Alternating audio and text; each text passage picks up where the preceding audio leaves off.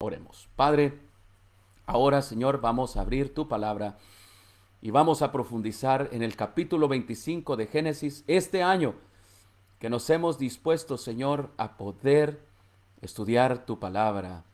Vamos a ir, Señor, desde Génesis a Apocalipsis, de lunes a viernes, Padre, y queremos tu bendición. Danos, Señor, el Espíritu Santo, el cual necesitamos hoy. Es el Espíritu Santo, Señor, lo que más necesitamos, Padre, y lo requerimos esta noche. Antes de abrir tu palabra, te lo ruego en el nombre de Cristo Jesús. Amén. Abramos pues en Génesis capítulo 25 en este momento y vamos a ir leyendo ciertos versículos, ¿ok? Importantes de el capítulo de hoy. Génesis capítulo 25, vamos al versículo 7, por favor. Aquí hay un dato muy importante. Y estos fueron los días que vivió Abraham, 175 años, y exhaló el espíritu y murió Abraham de buena vejez, anciano lleno de días, y fue unido a su pueblo. Dice el versículo 9 que lo sepultaron Isaac e Ismael, sus hijos, en la cueva de Mecpala, en la heredad de Efrón, hijo de Saer Eteo, que está enfrente de Mamre, la heredad que compró Abraham de los hijos de Het, y allí fue sepultado Abraham y Sara, su mujer. Mis hermanos, un dato importante aquí es, y subrayenlo por favor, nosotros vemos aquí la muerte de Abraham. Aquí es un hombre, mis hermanos, un hombre, el amigo de Dios. Los episodios pasados que repasamos, qué caminar tuvo Abraham con Dios. Aquí estamos llegando a la conclusión de la vida de este hombre que por 175 años, ¿cuántos años vivió Abraham? 175 años. Y nos dice de que murió en buena vejez. Quiero que ustedes noten algo de este versículo aquí y quiero que subrayen dónde lo sepultaron. Versículo 9. Y lo sepultaron Isaac e Ismael, sus hijos, en la cueva de Mecpala. Subrayen allí la cueva de Mecpala. Mis hermanos, Abraham fue enterrado en la única propiedad que adquirió en la tierra prometida. Abraham nunca fue dueño de nada físico en Canaán. Escucha bien lo que te estoy diciendo. Nunca fue Abraham dueño de nada físico. No fue dueño de tierra en Canaán. ¿Sabes? La única posesión que él tenía eran las tiendas donde él viajaba. Hermanos, y la única cosa que sí compró, el único terreno que él sí fue dueño de eso, fue de su tumba. Quiero que noten, mis hermanos, de que Abraham vivió como peregrino y extranjero. Él no poseyó algo físico. Y Hebreos 11:13, quiero que apunten allí Hebreos 11:13, allí alrededor de esos versículos, para que ustedes sepan que, mis hermanos, de esa manera él vivió. Hablando de Abraham y de Sara, dice: estos murieron en fe, Hebreos 11:13, sin haber recibido las promesas, pero viéndolas de lejos y aceptándolas con gusto, dice la palabra de Dios. La vieron de lejos y las aceptaron con gusto, confesando que eran extranjeros y peregrinos sobre la tierra. ¿Se dan cuenta ustedes de esto, mis hermanos? De que Abraham nunca poseyó nada físico. Quiero que te quedes con esto. Abraham vivió feliz con las promesas de Dios. Así tú y yo debemos de vivir.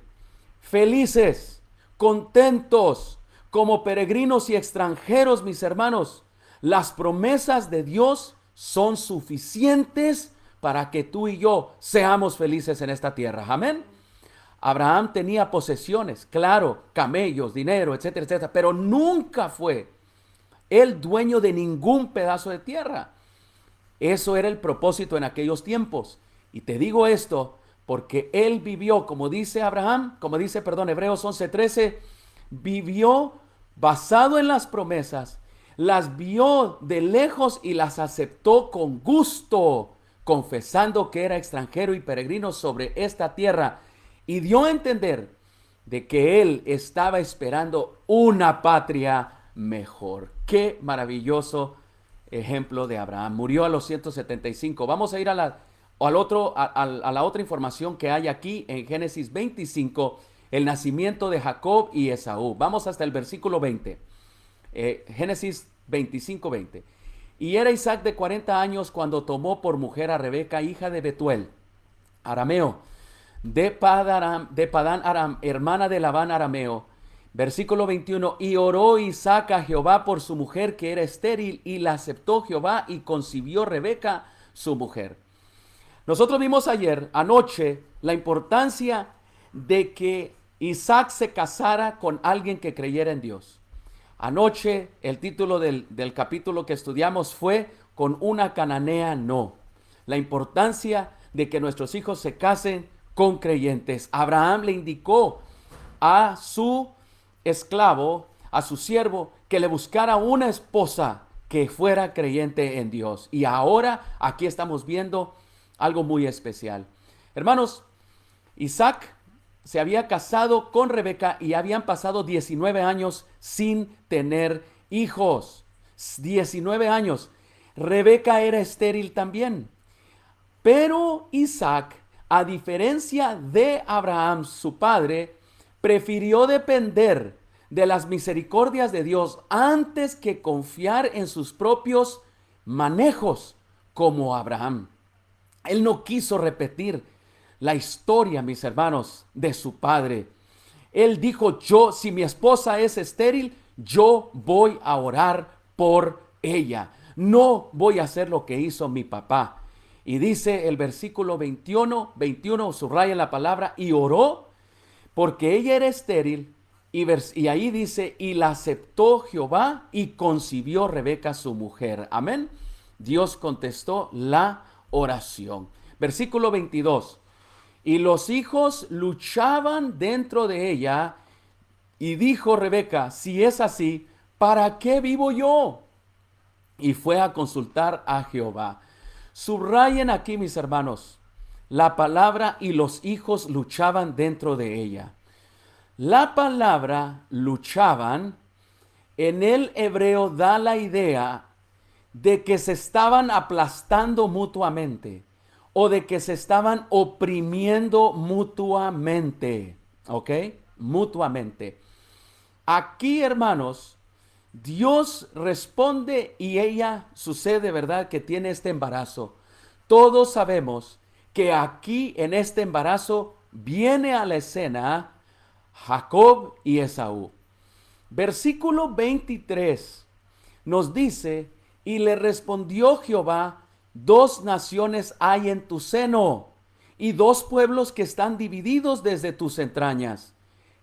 Un pueblo será más fuerte que el otro, y el mayor servirá al menor. Subrayen en el versículo 23, 2 naciones hay en tu seno. Hermanos, aquí Dios le revela a Rebeca algo muy especial. Le revela el futuro de los 2 hijos que pronto nacerían. Parecía que ya estaban luchando por la supremacía estos pequeños en el vientre de Rebeca. La predicción se cumplió. Y en la historia, más adelante, vamos a ver a Esaú y a Jacob. Esaú, el padre de los edomitas, y Jacob, el padre del pueblo de Israel. Estas 2 naciones, aunque hermanas, fueron siempre enemigas. Y se dice y se muestra de que Israel mostró ser el más fuerte de los 2. Y Edom siempre fue el más débil. Se cumplió lo que dijo en el versículo 23 la profecía. 2 pueblos serán divididos y habrá un pueblo más fuerte que el otro, y el mayor servirá al menor.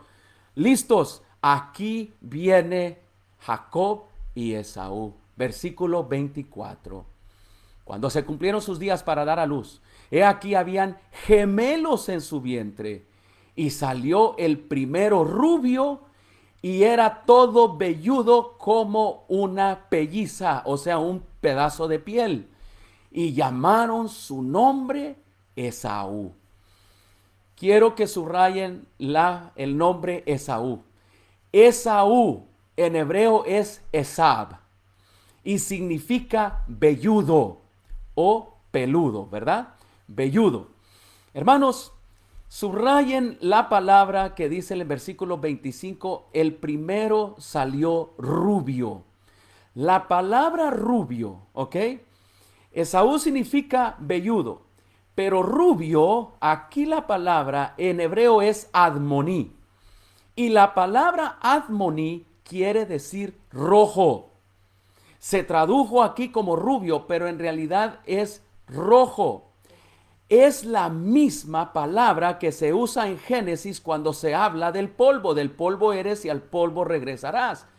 Tiene la misma idea o la raíz hebrea de rojo, o sea, rojo como la arcilla, rojo como la tierra. Por lo tanto, mis hermanos, la palabra rojo en hebreo es la palabra, se relaciona con Edom. De allí que Esaú es el padre de los edomitas, ¿ok? Esaú es entonces el hombre velludo que es color rojo. Mis queridos hermanos, dice el versículo que era velludo como una pelliza. ¿Qué es una pelliza?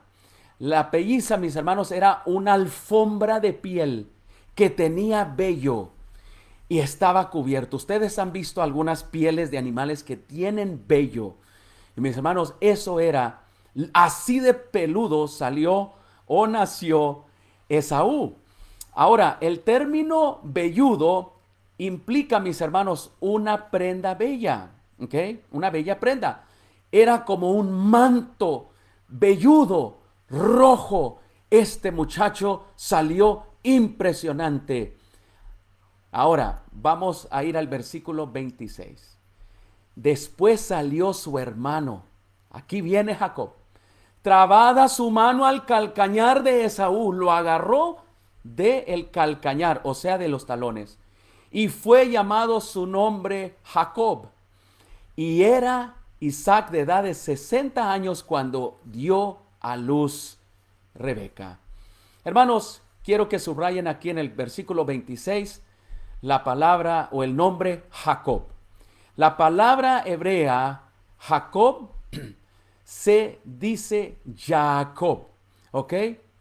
Y Jacob, hermanos, el nombre significa el que agarra el talón, ¿ok? Le pusieron el nombre Jacob, o sea, Jacob, el que agarra el talón. Hermanos, la palabra talón, ¿ok? O calcañar, subrayenla. La palabra calcañar se traduce como talón. Aquí, mis hermanos, es akeb. Esa es la palabra en hebreo. Y le pusieron a Jacob akeb, o sea, Jacob. Así viene el juego de letras, mis hermanos, en el hebreo. Por lo tanto, mis hermanos, el que agarra el talón, tomar, mis hermanos, el talón, el nombre de Jacob. Tomar el talón, mis hermanos. ¿Saben por qué él tomó el talón? Él quería salir primero, ¿ok? Él quería salir, ¿qué? Primero. Tomar el talón para tratar de tomar el primer lugar en nacer. Fíjense ustedes, los babies ya vienen con sus inclinaciones. Ya vienen ellos con su carácter que se está formando. Hermanos, Jacob, otra traducción, es el suplantador. Hermanos, el nombre del suplantador, o sea, el que quiere suplantar tomando el talón, significa, hermanos, el que quiere quitar de un sitio de manera fraudulenta o el que quiere ocupar un cargo o posición asumiéndolo de una manera de fraude. ¿Se dan cuenta ustedes lo que significa el nombre de Jacob, Jacob? Él quería, mis hermanos, suplantar a su hermano Esaú en el orden de nacimiento. Él quería el cargo o la posición, pero lo quería hacer en trampa, en fraude. Hermanos, este nacimiento de Jacob y de Esaú no solamente recordaría el nombre de él, el incidente de su nacimiento, sino que proféticamente estamos viendo aquí el carácter y el destino que estos muchachos iban a ejercer. Versículo 29. Estamos llegando ya a un tiempo donde ellos habían crecido. Nos dice de que Jacob guisó un potaje. Jacob llegó a ser pastor de ovejas y Esaú un cazador tremendo en el campo. Dice versículo 29, y ahora vamos a ver cómo Esaú vendió su primogenitura. Pongan atención y van a subrayar lo que yo les diga a continuación. Y guisó Jacob un potaje, y volviendo Esaú del campo cansado, dijo a Jacob: te ruego que me des a comer de ese guiso rojo, pues estoy muy cansado. Por tanto fue llamado su nombre Edom, rojo. Y Jacob respondió: véndeme en este día tu primogenitura. Subrayen, hermanos, la palabra guiso rojo. Hermanos, el guiso rojo en esta ocasión eran lentejas rojas. ¿Okay? Lentejas rojas. Y las lentejas rojas hasta el día de hoy son un alimento favorito en el área de Palestina, donde lo preparan, hermanos, de una manera muy variada. La lenteja roja es una que se distingue en las mesas allá en Palestina y en el Medio Oriente. Es un dato para poder recordar. Pero ahora quiero que subrayen: véndeme en este día tu primogenitura. Hermanos, ¿estaba Jacob buscando una ocasión como esta? Hermanos, sí. Jacob estaba buscando, él a manera intencional se puso allí. Él se puso allí porque él sabía que su hermano Esaú iba a venir por allí y que iba a venir con hambre. Nos dice el libro Patriarcas y Profetas. Para aquellos que no lo conocen, búsquenlo, está gratis en el internet. Patriarcas y Profetas. El capítulo que habla, mis hermanos, sobre Esaú y Jacob, nos dice las siguientes palabras: Jacob había oído a su madre referirse a la indicación divina del que recibiera la primogenitura. Y Jacob desde entonces tuvo un deseo indecible de alcanzar los privilegios que la primogenitura confería. Estos eran los honores que él quería y las prerrogativas que encendían sus deseos más ardientes, mis queridos hermanos. Los pensamientos de Jacob se dirigían constantemente hacia el porvenir y trataba, mis hermanos, él de obtener, de buscar de una u otra manera, obtener la primogenitura, sea cual fuera el costo. Continúa el pensamiento diciendo lo siguiente: con secreto anhelo él escuchaba también a su padre acerca de la primogenitura, y él día y noche este asunto ocupó los pensamientos de Jacob. Necesito esa primogenitura, hasta que se convirtió en un interés absorbente de su vida. Pero aunque daba más valor a las bendiciones eternas que las temporales, Jacob no tenía todavía, mis hermanos, un conocimiento experimental de Dios. No adoraba a Dios como debía adorarlo. Su corazón no había sido renovado ni convertido. Él quería la primogenitura y estaba buscando dónde estaban las debilidades de Esaú para poder engañarlo y quitarle la primogenitura.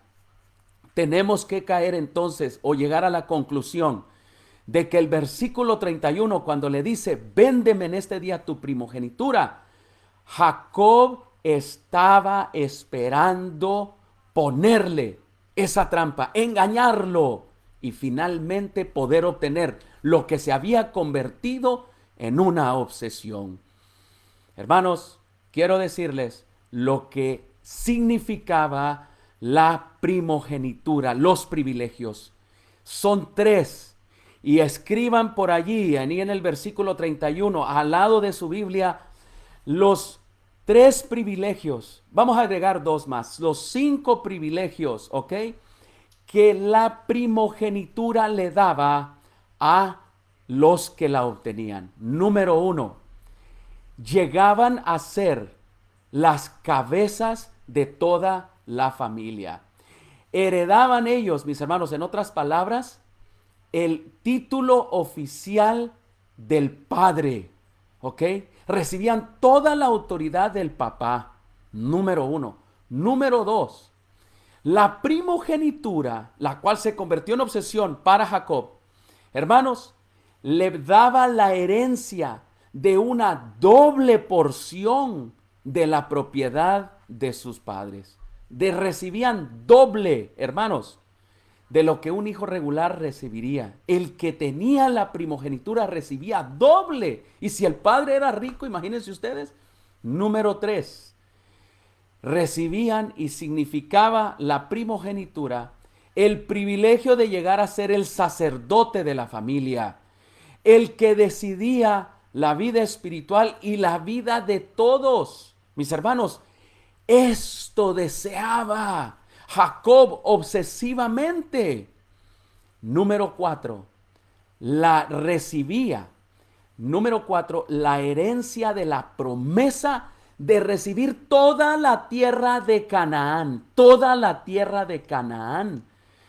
Porque eso se le había prometido ¿a quién? A Abraham.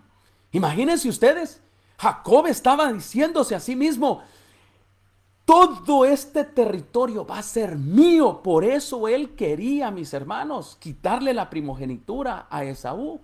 Y número 5, la primogenitura, mis hermanos, le daba el privilegio y el honor de ser el primogenitor o el progenitor de la simiente prometida, mis hermanos, que se le había hecho a Abraham y que se le había hecho a Adán. Hermanos, aquí esto era la atracción obsesiva. Y Jacob le puso una trampa. Estaba estudiando Jacob el carácter de su hermano Esaú, viendo el momento de poder quitarle la primogenitura. Por esto que le acabo yo de compartir con ustedes. Hermanos, es obvio que Jacob se aprovechó de la debilidad de Esaú. Las condiciones, mis hermanos, presentadas aquí para la venta, ¿ok? Véndemelo. Mis hermanos, Jacob él sabía la desventaja en la que estaba Esaú. Esaú estaba débil. Esaú, mis hermanos, estaba debilitado, tenía hambre, tenía dolor en su cuerpo. Venía de trabajar, emocionalmente y físicamente estaba cansado. Y saben, Jacob increíblemente le hizo una oferta de venta, mis hermanos, exigente, egoísta y vil. No era lo correcto, mis hermanos. ¿Saben la teoría que él estaba utilizando? Jacob estaba utilizando la teoría de que el fin justifica los medios. Si yo voy a obtener esa primogenitura, no importa el método que sea, hasta un plato de lentejas voy a utilizar ante la debilidad del hambre de mi hermano. Jacob no estaba utilizando los métodos de Dios. estaba utilizando los métodos carnales para obtener no cosas malas, sino para obtener cosas buenas, aún la bendición de Dios. Mis hermanos, nosotros podemos utilizar métodos malos para poder aún recibir cosas y deseando recibir las cosas de Dios. Jamás procedamos de esta manera. Mis hermanos, le dice entonces versículo 32, léanlo conmigo. Entonces dijo Esaú, he aquí yo voy a morir. ¿Para qué pues me servirá la primogenitura? Y Jacob en el versículo 33 le dijo, júramelo en este día. Y él le juró y vendió a Jacob su primogenitura. Entonces Jacob dio a Esaú el pan y el guisado de lentejas rojas. Esaú comió, bebió, se levantó y se fue. Y así menospreció Esaú la primogenitura. Hermanos, quiero que subrayen el versículo 32. ¿Para qué pues me sirve la primogenitura? Los que estudian, mis hermanos, este versículo, este capítulo, dicen y lo han interpretado que puede significar dos cosas. Número uno, que Esaú estaba exagerando. ¡Ay, qué exagerado! O sea, por un plato de lentejas me lo vas a vender. ¡Qué bárbaro! Te lo vendo, ¿verdad? Como respondiendo a la exageración de Jacob. Esa es una manera que dicen los que interpretan el hebreo original. ¿Qué puede significar eso? Pero mis hermanos, el otro ejemplo o la otra interpretación que es la correcta, pienso yo, es que Esaú en realidad era falto de interés por las cosas espirituales. No le interesaba las cosas espirituales, menos las cosas espirituales que traían la primogenitura. Hermanos, él cuando dijo, ¿para qué me sirve la primogenitura? Y entonces le vendió, le dijo, te lo vendo, aquí está. Mis hermanos, él estaba viviendo en el momento. Aquí vemos algo de Esaú terrible. Esaú vivía por el momento. Él no consideraba importante el futuro, ni mucho menos la vida eterna. Jamás. Todo lo que le interesaba a Esaú era la satisfacción inmediata. Hermanos, subrayen el versículo 34 que dice, así menospreció Esaú la primogenitura. Hermanos, él no se interesó en nada sino en la satisfacción del deseo físico.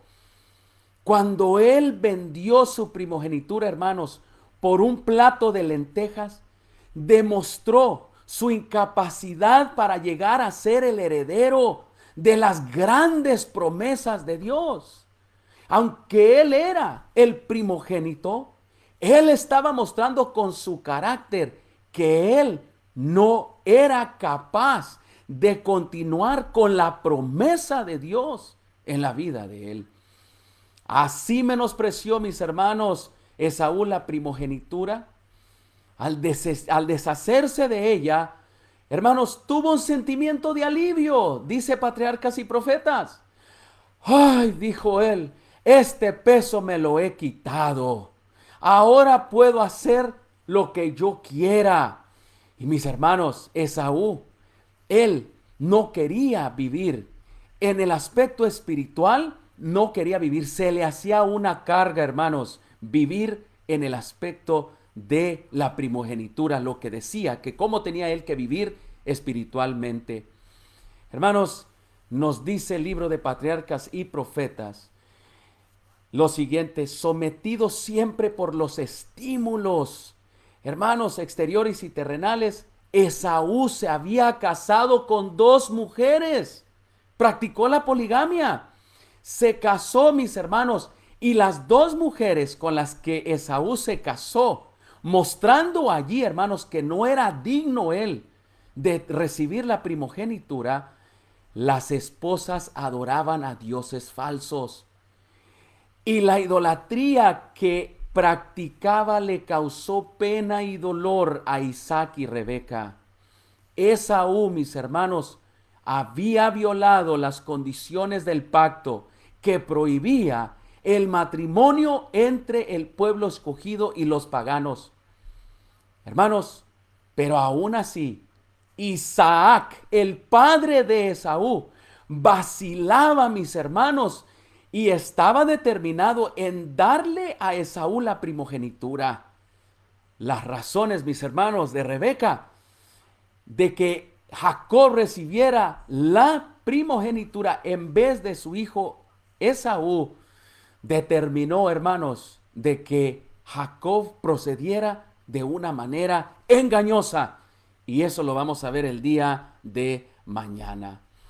Mis hermanos, ¿qué lecciones hemos visto en este capítulo 25 de Génesis hoy, 21 de enero, en este año bíblico que estamos llevando? Espero que hayas marcado cada una de las secciones que compartí contigo. Mis hermanos, aquí al concluir, yo quiero decirte, todos nosotros tenemos la herencia de los primogénitos. Claro que sí. ¿Sabes tú que nosotros, mis hermanos, somos herederos juntamente con Cristo, que es el primogénito, que es, mis hermanos, el primogénito de los muertos? Aquí tú y yo somos herederos, mis hermanos. Él comparte con nosotros. Él tiene la autoridad, Jesucristo, de su Padre. Y nosotros nos sentaremos en un trono para ejercer autoridad. Nosotros, mis hermanos, como los que recibían la primogenitura, recibiremos doble herencia, mis hermanos. La herencia de la vida eterna. Recibiremos, mis hermanos, la herencia que Cristo Jesús tiene preparada para nosotros. Oh, mis hermanos, recibiremos doble. Si aquí en esta vida nos falta, si tú te mantienes fiel a Dios, mantente pensando de que la primogenitura, la herencia de la primogenitura es tuya, pero necesitas cumplir también esas condiciones. Oh, mis hermanos, la herencia de los primogénitos decían que ellos eran los sacerdotes de la familia. Tú, querido padre, tú, querida madre, tú eres y ustedes son los sacerdotes de su hogar. Ustedes son los primogénitos y esa herencia es para ustedes. Oh, estas aplicaciones son maravillosas, mis hermanos, porque quiero decirte que el primogénito, por eso quería Jacob la primogenitura, porque él sabía que iba a recibir todo el territorio de Canaán. Pues sabes, tú y yo somos los herederos del primogénito Cristo y por lo tanto nos pertenece a nosotros la herencia de los primogénitos. ¿Sabes por qué? Porque heredaremos la Canaán celestial y heredaremos la tierra nueva aquí, mis hermanos, cuando Cristo la vuelva a rehacer. Mis hermanos, tú y yo somos y tenemos la bendición y la herencia de los primogénitos. ¿Sabes por qué? Porque hemos de recibir también a la simiente prometida. Ya la recibimos. Jacob sabía que iba a venir el Redentor del mundo. Nosotros aceptamos ya a Cristo Jesús, nuestro Redentor. Ya, mis hermanos, hemos heredado la simiente prometida. Oh, queridos, en esta noche, yo creo fielmente que Cristo Jesús está pronto a venir. Vemos sus señales. Y nosotros como peregrinos y extranjeros en esta tierra, hemos de vivir, mis hermanos, caminando con fe, esperanzados en esas bendiciones y en esas promesas, mis hermanos, y sobre todo saber de que muy pronto vamos a ver al primogénito con toda la herencia, mis hermanos, que vamos a recibir de él. Será muy pronto. En esta noche yo te invito a que tú y yo nos mantengamos fieles y no perdamos como Esaú la primogenitura. No la vendas por un plato de lentejas. No la vendas por el placer. No vendas la bendición del primogénito en tu vida. Cuando tienes a Cristo Jesús ahora, el primogénito, esa herencia te pertenece a ti y a mí. No la vendas por placer. No la vendas. No hagas aquellas cosas que finalmente van a destruir tu vida. El día de mañana, mis hermanos, vamos a venir en vivo con Génesis capítulo 27. ¿Y sabes qué vamos a ver mañana? El engaño de Jacob a su padre Isaac. El suplantador llega y obsesionado por la primogenitura y la herencia que recibiría por ella, mis hermanos, llega aún a engañar a su padre, a causar dolor y tristeza, porque hermanos está procediendo a manera carnal para obtener la bendición de Dios. Mañana vamos a ver Génesis 27, mañana viernes 22 de enero. Te voy a esperar aquí. Mañana son 2 horarios. A las 5 de la mañana, 5 de la mañana, tengo una línea telefónica donde más de 120, 135 personas se conectan y llaman por teléfono al número que quedará en la descripción del video.